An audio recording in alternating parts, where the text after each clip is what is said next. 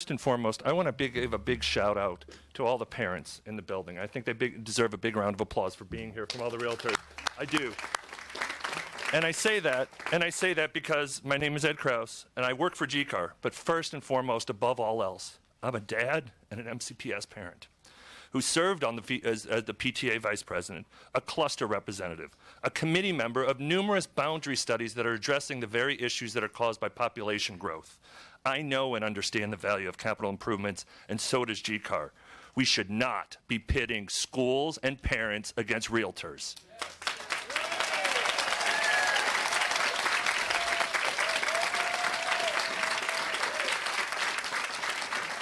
Since 1942, this association has been helping clients find homes here in Montgomery County. We were there in the 50s and 60s when we built schools. We were there in the 70s, 80s, and 90s when you closed them. In fact, our office marks the arc of this. 1937, Kensington Junior High opens. 1979, Kensington Junior High closes. 1987, it's raised. 2017, a $50 million school rises again. We've heard the argument that with new home buyers bring new students, therefore we need a recordation test. Just today from the Pile representative. Is that true? MCPS has told us there are more students. Does MCPS know the student population growth came from home buying families? MCPS know they may come from single family home addresses, but do they know whether the home is renting or buying? Since 2008, realtors have seen families rent single-family homes to send their children to MCPS. Realtors know because we are the ones finding that home to buy or rent. Come to my bus stop and I'll introduce you to all the new families who are renting in my single-family neighborhood. We value schools and understand the need for school construction, and we pretty much agree with everything the PTA says. However, we cannot support how this legislation pits schools against homeowners, and more importantly, is being steamrolled through. Councilmember Florine, we supported you and your many efforts since 2002.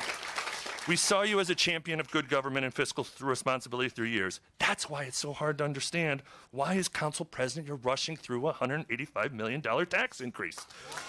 $185 million. April 19th, bill introduced. May 10th, one and only hearing. May 12th, committee hearing. May 6th or 18th, the non-binding but effectively final straw vote. That doesn't feel like good government. That doesn't feel like the Montgomery County way.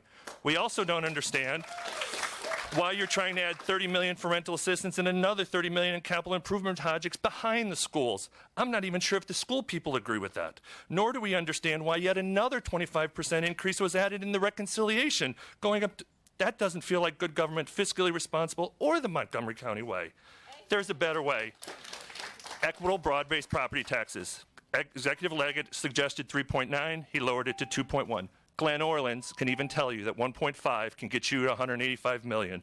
Or you could eliminate the 60 million in recordation tax funding that doesn't go to schools. If you want to take care of schools, take care of schools. Don't roll other stuff into it. And finally, we're happy to find other funding sources.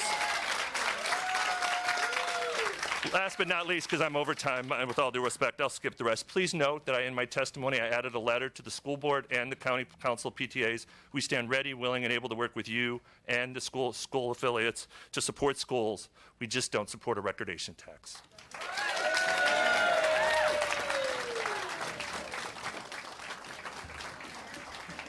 Thank you very much, everyone.